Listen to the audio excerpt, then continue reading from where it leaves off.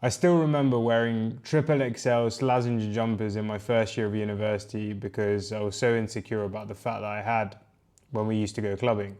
Since then, I have been on a pretty turbulent journey of health and fitness. Over the last 7 years, I've lost 50 kilos, but for 3 years, I was binging and restricting, yo-yo dieting up and down. And in this video, I want to share with you why losing weight made me miserable and how you can avoid the mistakes that I made so that you can be happy, you can lose weight without gaining it back, and you can become the best version of yourself. So let's get into it.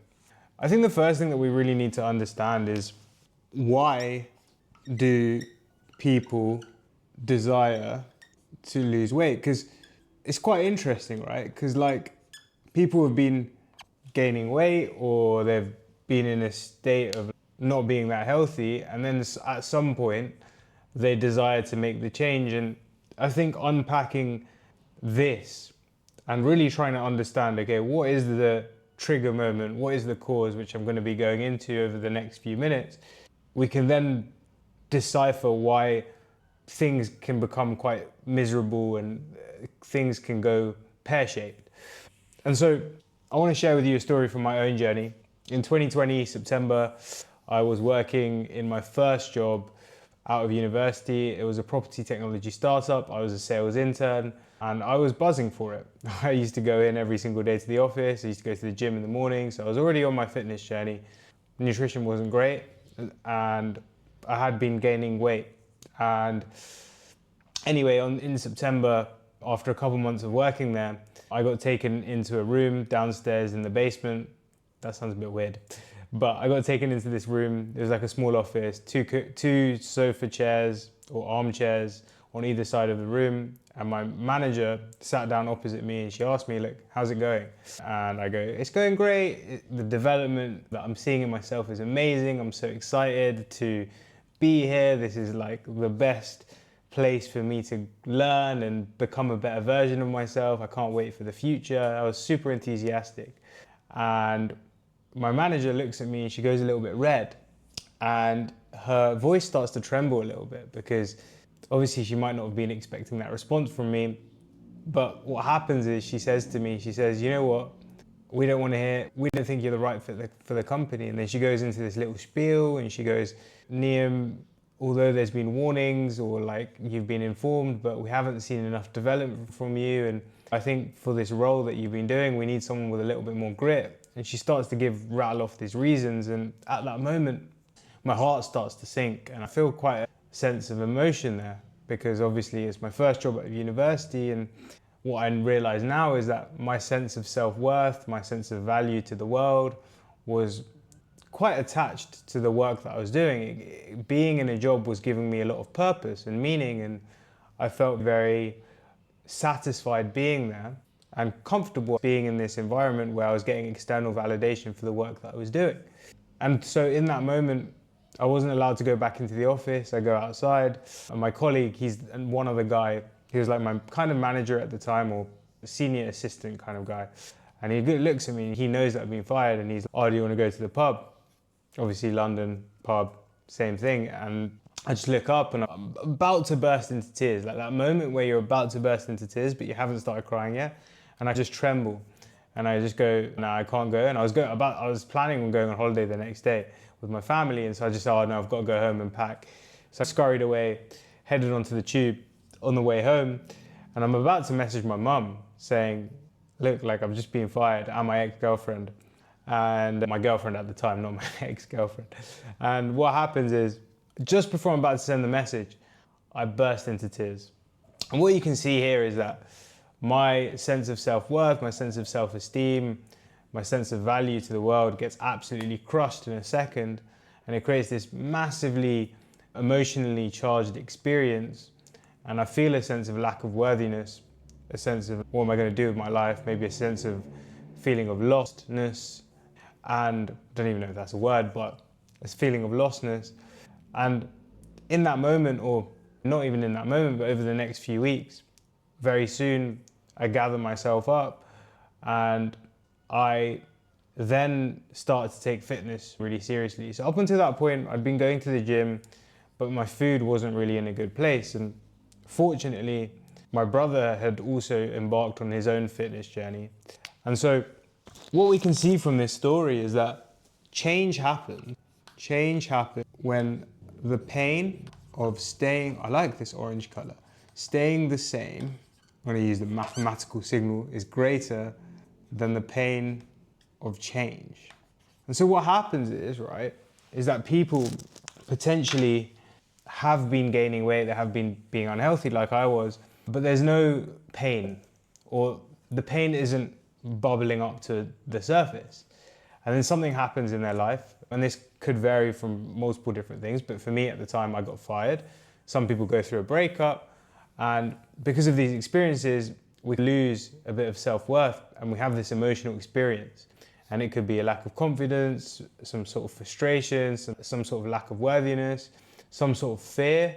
So I know someone that has embarked on a fitness journey because they saw a close family member die as a result of having some heart problem. And so that's been scary for them. And then they start to project scenarios and they get stressed about their own health. And as a result of that stress, which I'm going to be talking about later on in this video, they start to take action.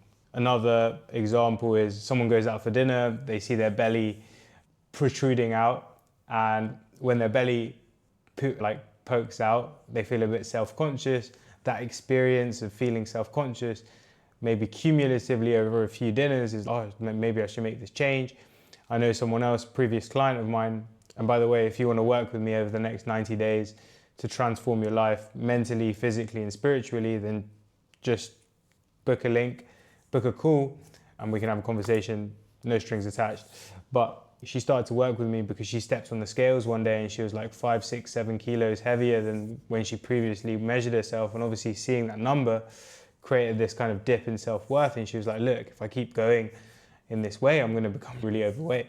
And so we have this dip in self-worth, this dip in self-esteem, this emotional experience.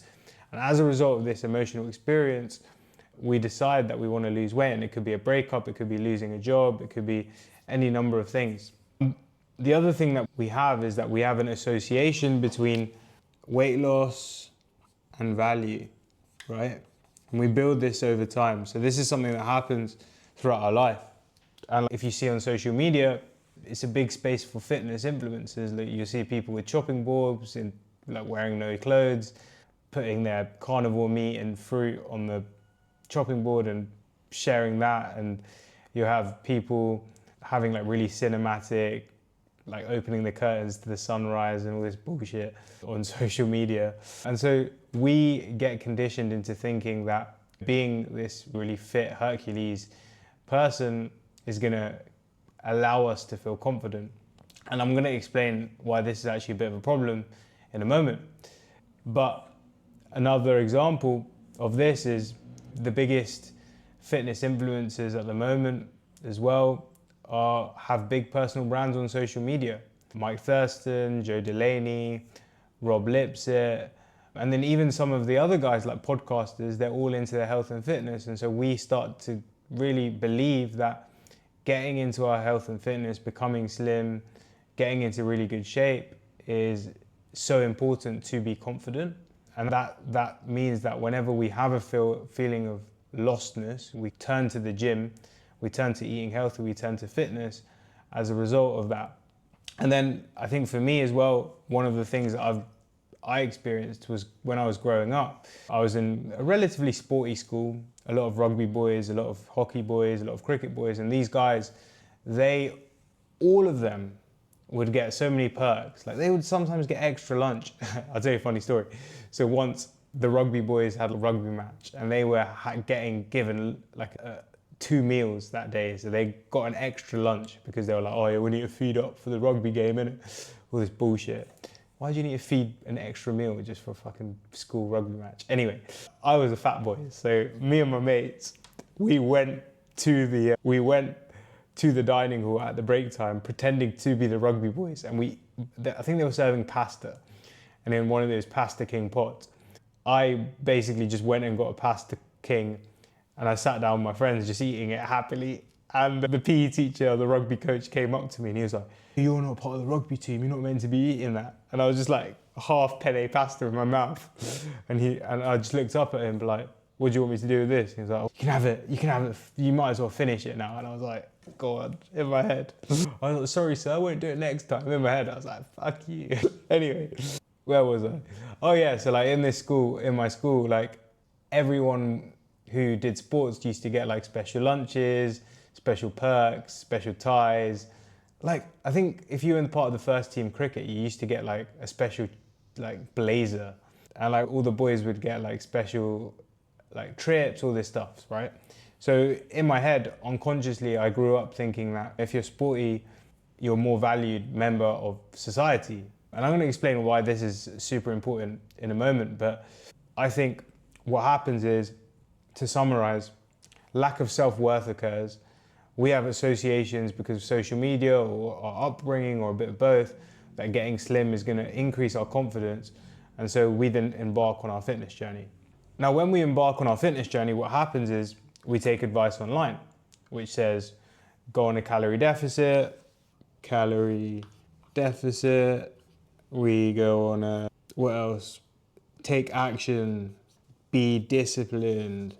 And like, honestly, it's getting quite frustrating because I think it's important to be disciplined. I think it is important to take action, but the way that fitness influencers like share this info is a bit dicky, to be honest. Like, my previous coach, won't name names, but he put an Instagram post up, and it was like, "Oh yeah, I met this guy on the weekend and he's an entrepreneur and he's making all this money and he clearly can do the work, but then he's just not disciplined around his food, and I can be disciplined, and if you're not disciplined, you're basically like not a good person," and it was all this bullshit basically. And I was just like, this is the problem, because social media is like the tip of an iceberg, right? So if you think about an iceberg, this is the sea, and then you have this iceberg here. I fucking just drew a triangle. Anyway, so this is what we see, right? Seen, and this is what we don't see. But the thing is, this is the top 1%. So we see the top 1% of the top 1%, if that makes sense. So the most attractive, the most like best looking people get pushed on social media, apart from a few, if they're able to articulate ideas well, but they get pushed on social media. And when they get pushed on social media, the reason why they get pushed so much is because they show the top 1% of their physiques. But underneath that, there's like millions of people that are still really healthy, still doing well for themselves, but because they're not part of the top 1% and maybe they're not going through the length of what the top 1% do, which I'm going to share in a minute, they don't get pushed as much. And so we see these top 1% and that skews our view of what good looks like. An example of this is I did a mastermind recently with a guy called Louis Armstrong, and his friend is Mike Thurston, who I used to follow a lot. And honestly, I still like his content, don't get me wrong, but some of the things that he would do before he films himself on camera is that he won't even drink water in the morning, because then he looks more dry and he looks more shredded, right?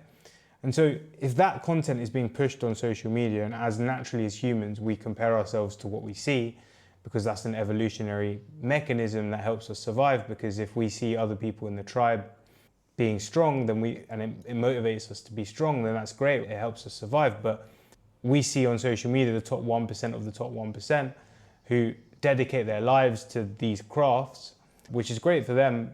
But then when we compare ourselves to that, it can become a little bit disheartening. And then when there's people saying, "Oh, if you're not disciplined, you're not worthy," then we can get into little problems, which I'm going to share in a minute.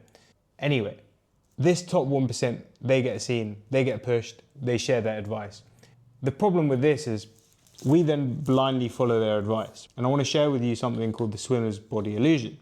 So the swimmer's body illusion is an idea.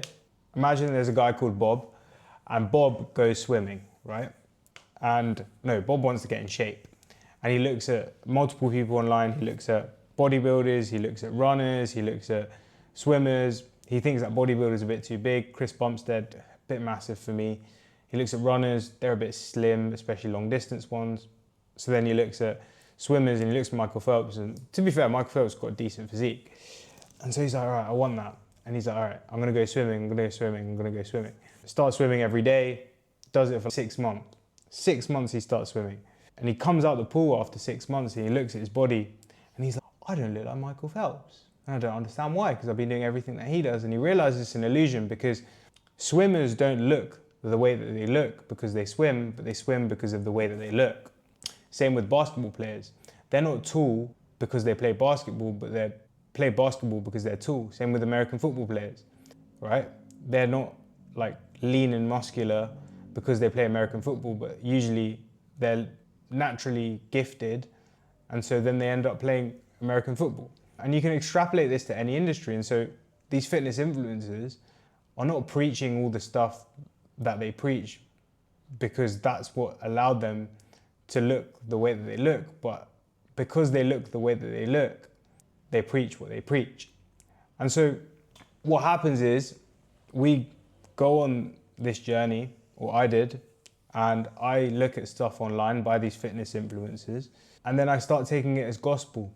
And Mike Thurston, he eats a very disciplined diet, which is good in some ways, but because he hasn't grown up in the world that I've grown up, it might not be the best advice for me. And to be fair to him, he always says, I just share what I've learned. But when I used to view this stuff online, it was very much about, I used to think that it was gospel and tried to change my life to fit what these guys have done, rather than treating it as more of an experiment on myself. And so what happens is I go ahead and start to look at all this information and start to be in a calorie deficit, be in a diet. And then what happens is I see results, of course, right? Because weight loss is pretty simple, right? If you eat less than you burn, you are going to see results. But, and this is where social media influencers are wrong, and I hate that they do this, is that I then start to derive my self-worth from the external world, because I then basically go from a place of low self-worth. I see these fitness influencers online, right? And they say, all right, you got to be disciplined. So I start being disciplined. And then my self-worth, I don't know what number, 7. Self-worth becomes attached to the scale and maybe calorie target adherence, maybe improvements in my body. Because what these guys will say is that, oh yeah, if you lose weight, if you get a six-pack, you'll be confident. Getting in shape will make you happy. This is what people say online. People complimenting me, right? And the problem with this is that I basically grew up with quite low self-worth. So as a teenager and as a child, maybe more as a teenager, I didn't feel like I was that much of a valued member of society, to be honest. And I'll give you a little bit of an understanding why this was. But as I grew up, my brother, he was like this super academic, high achieving, chairman of all the societies, get good grades, played like great musical instruments. Super talented guy, to be honest, like really interesting guy, got loads of talents, did a lot of hobbies. And then as the younger brother, I used to go and do what he did. So he did swimming, I did swimming. He did tennis, I did tennis. He did tabla, which is like the Indian drum. I did tabla. He played piano, I played piano. So he got good grades. I felt like I had to get good grades, and it didn't even feel like much of an achievement when I did get good grades. And so I didn't really have an identity. And then at some point, food became my identity. Then drugs became my identity. So what I mean by that is I associated myself with being the foodie, like going out to restaurants. Eating a lot of food became something which I actually prided myself on whilst I was growing up. And that probably fed into me becoming big, because that actually made me feel more valued. Then I got into smoking weed, and that became the thing. Like I was the guy that could roll, and I could be the guy that could pick up from the dealers and all this stuff. And then at university that developed into harder drugs. And that became a sense of identity for me, a sense of purpose. And eventually, like after I followed these guys on YouTube, I then started to attach my identity as the fitness guy, the gym guy, the guy that lost weight. And throughout this whole time, right, what is really happening is my sense of self-worth is basically hinged on other people, so what they think of me, perception. I'm going to prove why this is stupid and why when a lot of people do this, because it is quite common in a minute, or my wins and losses, okay? And so other people's perception of me, when I was younger, it was about, okay, like I need to be the foodie, I need to be the guy that loves food because that's my place in society.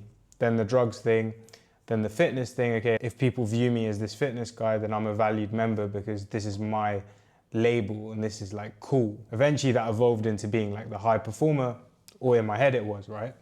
The reason why that is dumb is because people's perception is just of you will just be based on what they're thinking in their head of themselves. So someone who's in a low emotional state won't think of you like that greatly because in their head they're not feeling great about themselves. It's just simple as that.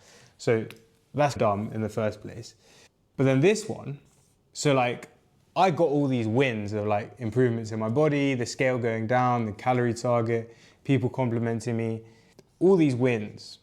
That would increase my self-worth, and it would be reinforced by what the social media guys would be saying online, saying, yeah, like losing weight will make you more confident. And so it's like that confirmation bias. Like I would seek out reasons to feel more confident because of the weight loss, because I would see that stuff online and it would just be this reinforcing cycle and belief in my head that if I lose more weight, then I'm going to become more confident. But the problem with this is that it creates emotional, and no one's talking about this online, and it's stupid because I think all these fitness influencers, they don't even understand what overweight people have to go through to lose weight. They don't realize that there's so much more emotional shit going on underneath that they can't even prescribe the right solution. But the big problem with this is that it creates emotional dependency on losing weight because our self-worth becomes hinged on the wins of losing weight once we go on the journey. We see the scale go down, okay, great. But the problem with this is what goes up must come back down. And so if self-worth, and I'm going to explain why in a minute, but if self-worth is external on wins and losses, then when we have the losses, then self-worth goes down. And this is basically what creates the yo-yo dieting cycle, okay? And this is why 95% of dieters that lose weight end up regaining it, because they don't actually address the underlying reason of low self-worth, low self-esteem, the emotional feelings of lack and frustration and lack of confidence and all these different things before they embark on a journey. And what happens is they go on the journey, they see results for a bit, but then once they start losing, and again, I'm going to explain in a minute why this actually happens, the self-worth plummets, and as a result, we go back to our old habits, right? And so the big problem with emotional dependency is that our self-worth is hinged on the success of losing weight, right? And so what we'll say to ourselves, and I used to say this to myself, and it'll be like, if I lose weight, I'll get more confident. If I lose weight, I will be more happy. If I lose weight, I will feel better about myself. All these different things, right? Because that's what's pushed online. But then what happens is that this just creates stress, right? Because imagine, right? You're just saying, I am delaying, I can't be asked to write it. I'm delaying happiness, right? Until I've lost weight and I'm in shape. I'm delaying my worthiness until I'm in shape, right? And so that just creates a whole bunch of stress in our bodies, right? And we don't even realize this is happening. But if you think about it, like that pressure that you're putting on yourself, that your positive emotions, your elevated emotions are dependent on the success of you losing weight is going to cause stress. And that's why people get so attached to the scale. If the scale goes down, then you're not happy. But if the scale goes up, you're happy. If you adherent to your calories, then you're good. But if you're not, then you lose control and then you end up binging, right? All of this stuff creates stress. And what stress is, physiologically, is your heart rate's going up, your respiratory rate's going up, your pupils are dilating. And once you do that over and over again, you're going to be in a state where your body's not functioning properly, because what happens is your body is getting this stress response because of the way that you're feeling. In your adrenal glands, in your solar plexus, release cortisol. And when you release cortisol, what happens is your body basically shuts down and focuses all attention on the surroundings. Because if you think about it, like, you're basically just trying to remove the threat of a lion with this response, because our bodies are designed to survive in a hunter-gatherer environment, okay? And in a hunter-gatherer environment, if a lion were to jump out, then this stress response would be very helpful. But the thing is, nowadays, our thoughts can create the same stress response. And so we can see the scale not move for a few days, and we can be like, fuck, what's going on? This is causing stress. Our thoughts going like wild. And in the same way that the stressed response in the hunter-gatherer environment would make you focus on the material world. And what I mean by that is literally your surroundings, because you're trying to predict the worst case scenario to try and escape and try and get into a better place. You do the same thing with your weight loss. And so you see the scale not go down. You start to have a negative thought about it, creates the stress response. Now your body, because it feels that sense of stress and it wants to actually help you keep feeling that sense of stress, because it wants you to avoid the danger, will send signals for you to have similar thoughts. And you start to get into this negative thought spiral saying, it's not working, I'm not doing enough, all of these thoughts. And then you start obsessing over the reasons why you're not doing enough to figure out a solution, right? And so you start looking at the scale, you start looking at calories, you start looking at all the actions that you're taking. But this is obsessive and it's unbalanced, because remember, it's coming from a place of lack, and it's coming from a place of insecurity, and it's coming from a place of stress. And so what happens naturally is you start to take more action, you maybe start to do more cardio, you start to drop calories, and life becomes more miserable because you're taking this unbalanced action. And this is where I think coaches don't understand the motives behind people wanting to lose weight, and the reason why they don't have the right solution. So I had a coach in 2022, and I was messaging him at the time, and I was like, oh yeah, mate, like I'm not going fast enough, like I haven't lost weight in a few days, can we just drop calories, like I want to go faster, I want to do more, like I was saying all these things. And not once did he ask me, like, why do you want to go so fast? What is the reason for this? Is there no, don't you want to, is like, why, what's the need for this? Where does that come from? Where's this emotional dependence come from? Because frankly, I don't think he even understood why I was doing it, or he even had the experience or the expertise to have that level of understanding. But many overweight people will have had, and I'm sure you're experiencing the same thing, where you do feel a sense of lack and you do feel a sense of lack of confidence. And what happens because of this is we restrict really hard, we feel burnt out, we feel fatigued. And eventually when we go on holiday, this is what happened to me in 2022 specifically, I went on holiday with my friends, and because I'd been restricting so hard, I then crack and I binge right back up. And that's the start of the binge restrict cycle. And I'm going to explain in a minute, like how that makes things worse and the effect of emotions on that. But this binge restrict cycle starts there. It starts with over restriction because of stress and emotional dependence. And coaches frankly don't get it. And the thing is, we look at bodybuilders online and we see them cutting and they get good results, they start losing weight, but then we don't see underneath that they are deeply insecure a lot of the time. And they have binges themselves, a lot of them, right? And so we need to look at the full picture and understand, okay, if they're having binges, if they're deeply insecure, then is that really the life that we want? So then what happens after that is we have this binge restrict cycle. And this then makes things like 100 times worse, because when you binge, you feel guilty, shameful, and frustrated.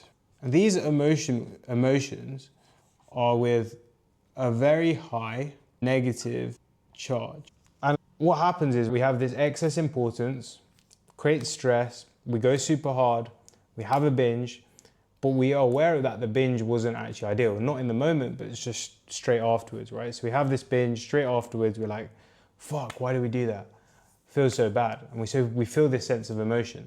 And because of this sense of emotion, our body starts having these negative thought spirals because we feel this guilt in our body, we feel this frustration in our body, and then we have another thought in our head. Because in our brain, we just have a bunch of like neurons, okay? And all of these neurons connect together, I'm gonna just draw them like that, to allow us to feel these emotions. Now, when this happens, a level of mind is created, which is the brain in action, okay? And then when this happens over and over again, so say if you have a binge, you're feeling guilty, as a result of feeling guilty, this mind is created. As a result of the mind being created and it happening over again, we create this image of ourselves in the frontal lobe. I have a problem with food. I have no control. And what happens is, the more that we have these thoughts, the more that we have these emotions, because the emotion causes the response in our body to feel stressed. As a result of that, it sends a signal to have more thoughts. Like this cycle goes on, we create this level of mind. These neurons are connected together. Once they're wired together, it's so easy for them to be fired together afterwards. And so later on, we're like, okay, we're gonna be disciplined again. We're gonna start to take action. We're gonna lose loads of weight, and we get excited about that. But then what happens is, even the slightest bit of being off plan makes us feel the exact same emotions. And so we've just overeaten a little bit at dinner and we're like, fuck, we fucked it. Because you know what? Those neurons that have been wired together, they're fired together again. Because this level of mind is created. This level of brain activity is being created. So it's so easy to create that trigger again.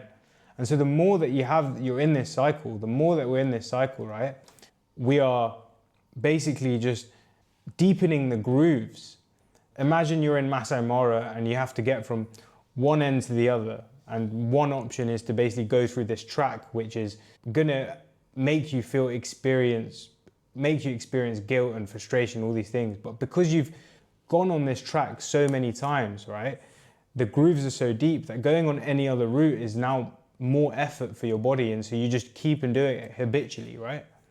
And so now we've got to this cycle where it's so easy for us to be in this loop of binging, feeling guilty, feeling frustrated, restricting, going off plan slightly, having a binge again. And it's just, even if we haven't overeaten that much, those same emotions of guilt, frustration, lack are triggered because we've just had that experience so many times, and your brain just goes back to thinking in that same way. And so your mind is basically just living the same familiar past or predictable future, because it's just the same thoughts and the same emotions over and over again, right? And so if you truly want to transform your life and transform your body and not be miserable while doing it and get into these pickles because of the kind of polarizing advice that people give online about following the right diet, being restrictive, then it's so important.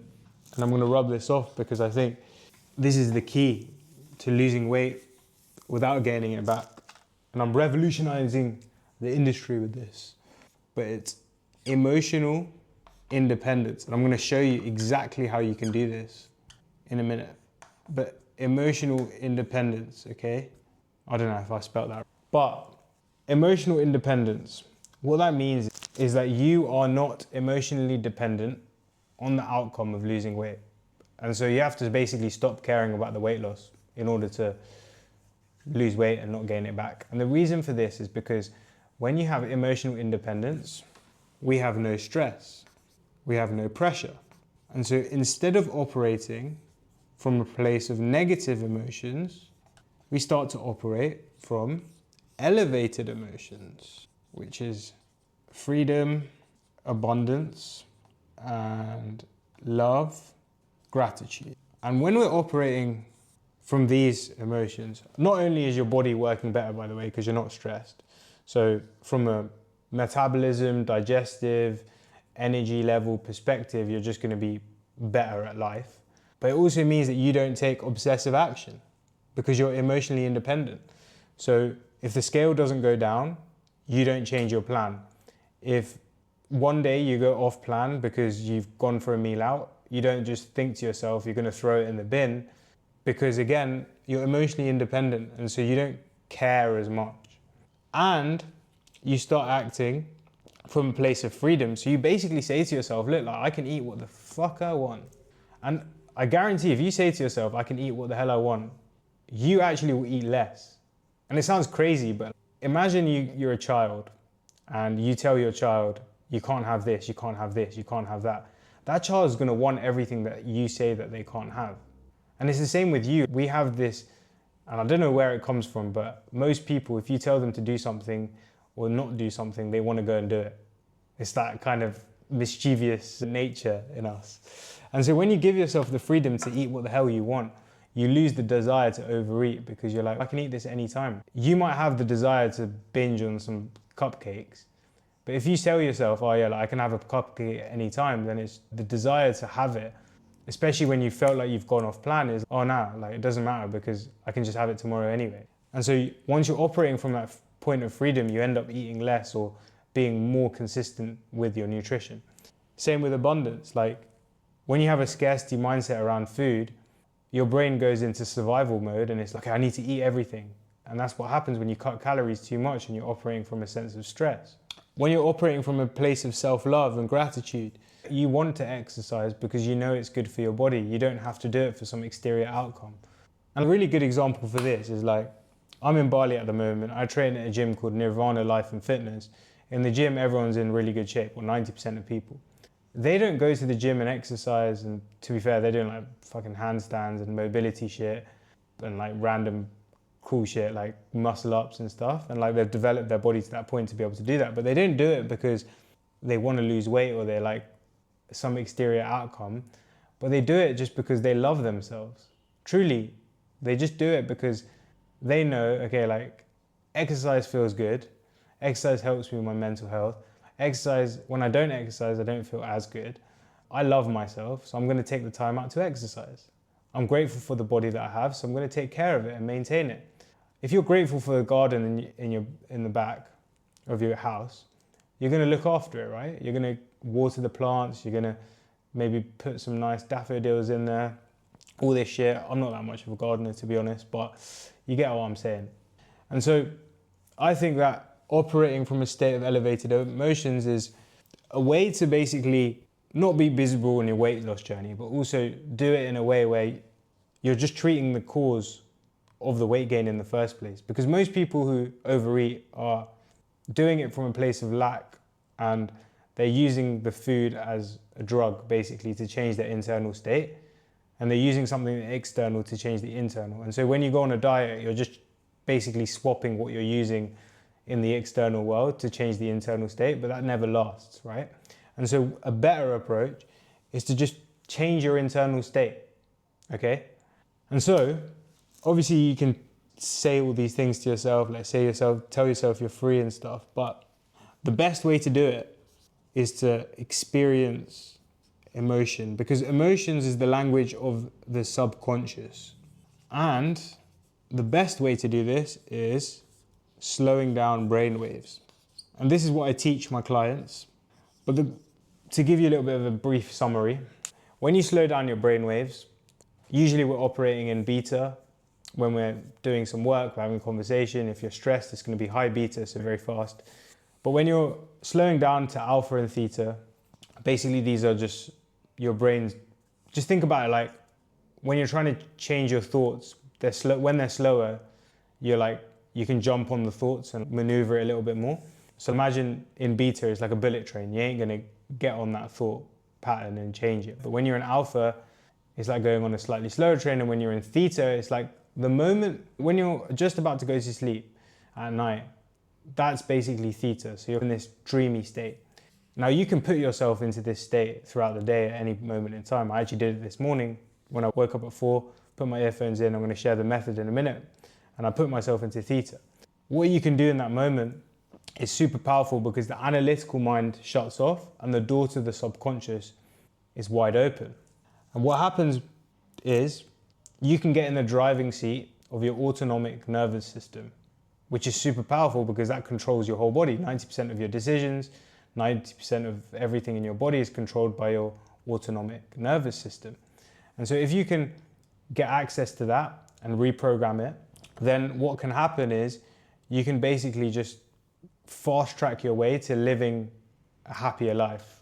And your body's going to start functioning better, your metabolism is going to be better, your digestion is going to be better, you're going to be less reactive to stress because you're experiencing and you're basically internalizing these elevated emotions. So what you can do is put your headphones on. When you put your headphones on, go onto YouTube, search theta binaural beats or theta brainwaves, and put your hand on your heart, lie down in your bed, and then take some deep breaths, relax down, feel your whole body, maybe do a little bit of a body scan.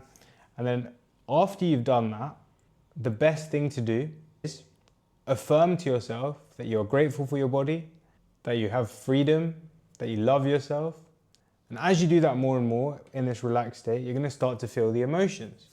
And your body doesn't know the difference between imagination and reality. And as a result of experiencing these elevated emotions in this theta state, because the analytical mind is shut off, your body basically thinks that you have the desired body that you already want because you're already experiencing the emotions of someone with the desired body. And that can be really powerful because now when you wake up throughout the day, what's going to happen is you've already told your subconscious that you're experiencing life as if you've already got your dream body.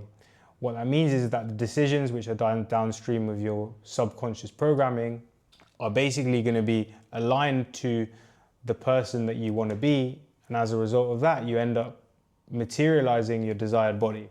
Look, I hope you enjoyed that video. Thank you very much for watching. I hope it was helpful, and I'll catch you next time. Remember, you are the person that you want to be.